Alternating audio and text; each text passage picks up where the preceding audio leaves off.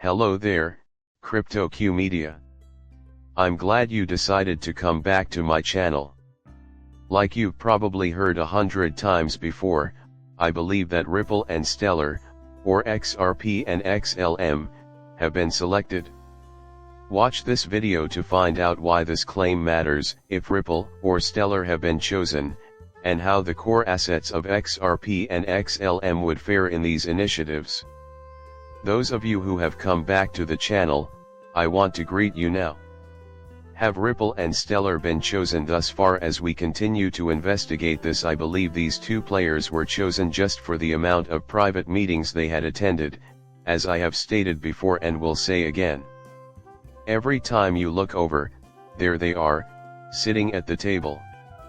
They are a constant presence at any and all meetings that touch on digital assets, CBDC, stable currencies, etc.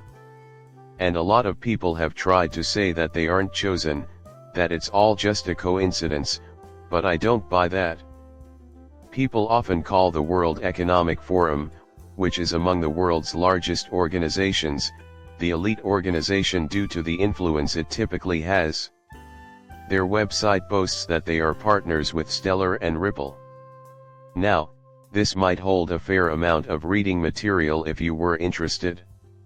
The point I'm focusing on is when Ripple became partners with the World Economic Forum, although they have been associates for a very long time. Two papers are included under the collaboration with the Bright Development Foundation, and one is included under the partnership with Ripple. Chris Larsen outlines why we need a uniform protocol for money transfers immediately. Furthermore, they discuss the present and future of blockchain technology in payment systems, Ripple's link to the Internet of Value, Stellar's usage of blockchain to accelerate the growth of small enterprises, and more. Here are the main participants. As far as Ripple is concerned, Chris Larsen is the sole one. Regardless, as I indicated earlier, a closer inspection of the scenario reveals that these two are clearly coordinating.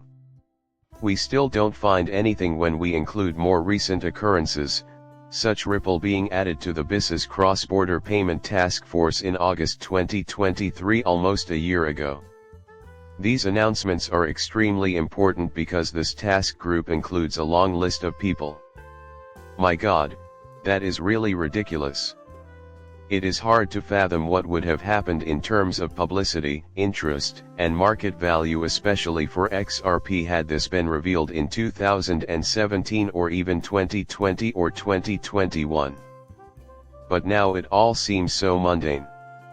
My point is that Ripple is just as powerful as major institutions like central banks because it is regular procedure for them to attend and become members of these events. Consequently, Ripple's inclusion on these lists of linked players may be puzzling. Doesn't it resemble Ripple Swell taking place at this year's banking conference is an organization whose very foundation is blockchain technology? It makes zero sense. The World Bank and the International Monetary Fund have updated their document to once again include XRP and Xlm, two dependable coins for prosperity and payments. Coincidentally, two digital assets, XRP and Xlm, and two blockchain-based businesses have been brought up by the World Bank and the International Monetary Fund in a pretty peculiar manner. Why? What follows is an examination of these meetings, with the question of Brad Garlinghouse's presence being revisited. Why is that? What gives Ripple its monopoly on blockchain technology? There are resources available to you from the International Monetary Fund and the Bank for International Settlements. Big banks are located here. You get immediate access to funds at the DTCC in Singapore. I must admit, I am truly captivated by it. Can you believe it? Meetings like this one, and all of them, are attended by Ripple. I know you've all seen these pictures by now, but the idea that a blockchain-based firm is snooping around these major banking conferences is fascinating to me. Then we move on to examine a few other conferences. During the Payments Innovation and Technology Week in London from September 23 to 26, 2024, currency research is gearing up to spearhead its upcoming events. And if our analysis is true, it's a cutting-edge conference that will be hosted in London in September to explore the possibilities of digital currency and artificial intelligence. It's investigating digital currency. In the field of artificial intelligence, there is an impressive roster of world-renowned personalities representing various institutions, including central banks. We can observe this occurrence as we navigate down this page. Looking at the list of speakers, we notice that there are some very prominent individuals, large banks, and government agencies represented, but I must admit that the topics discussed are outstanding. Euroclear, a key player in the European area, and the GBBC are both shown here.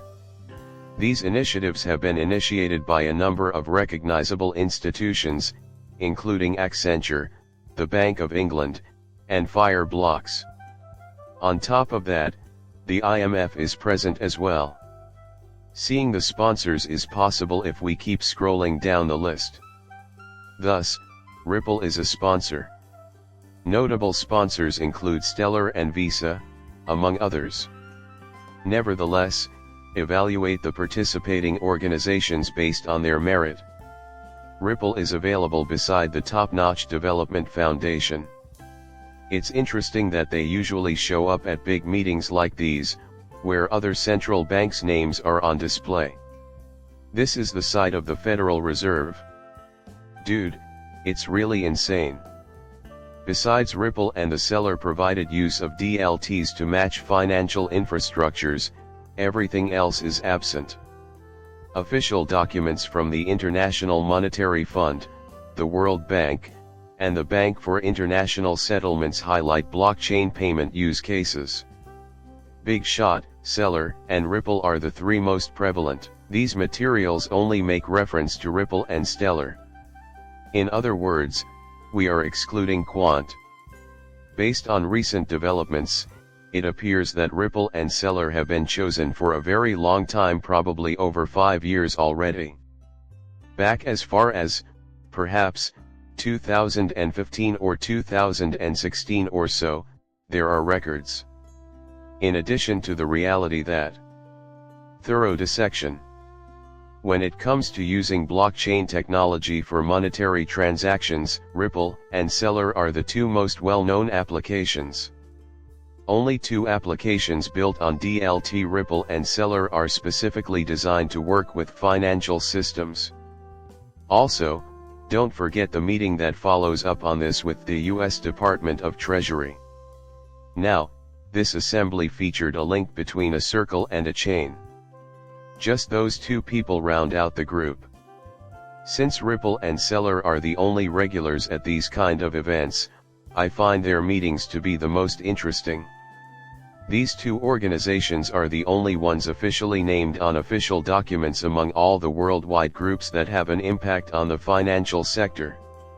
The chat was about CDC, stablecoins, Nellie Liang, U.S. Department of the Treasury's Undersecretary for Domestic Finance, and the integration of digital assets into the larger U.S. financial ecosystem. It looks very out of this world. I'm trying to remember that. My primary interest in this is. Also, Black Swan Capitalist released an amazing piece. We were joined by The Real Deal, Rick Roll, who discussed the evolution of money and the role of DLT among key financial institutions such as the World Gold Council, the International Monetary Fund, and the Bank for International Settlements.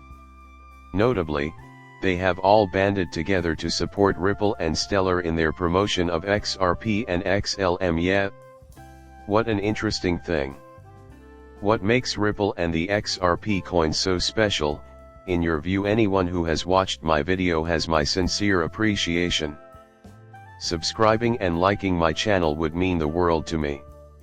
Until next time.